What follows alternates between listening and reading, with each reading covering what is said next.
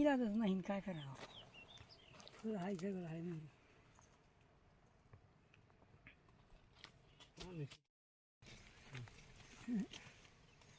चांगल्या कडे फिरायला मध्ये शेण आहे ना. दोन बाय एक मध्ये होते, दोन बाहेर होते. बाहेर बी मांडव आता काम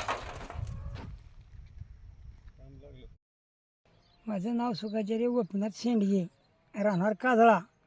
ही कालच्या वारा वावदानानं झाली नुकसान, काहीतरी सरकारकडून मिळावं.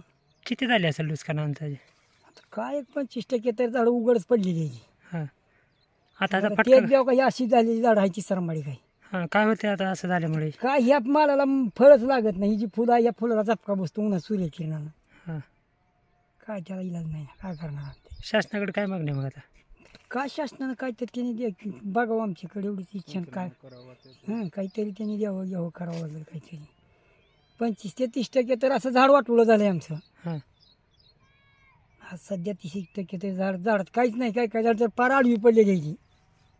म्हणून मानायचं दुसरं काय, सरकारकडे मागणी काय दे त्यांच्या सध्या नाही. हां बोला.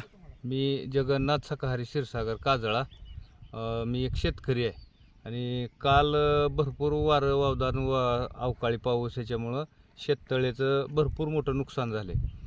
तिकडं गंजीचं कडबा उडून गेला आहे, पत्र्याची शेड उडाली, ती मोठी मोठी झाडं मोडली ती, आणि हे आंबे पडलेले आहेत.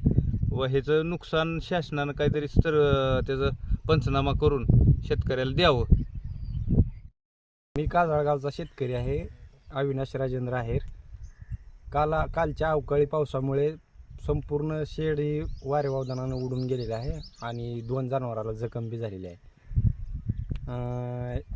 शासनाने याची दखल घ्यावी व पंचनामा करावा व मदत जाहीर करावी.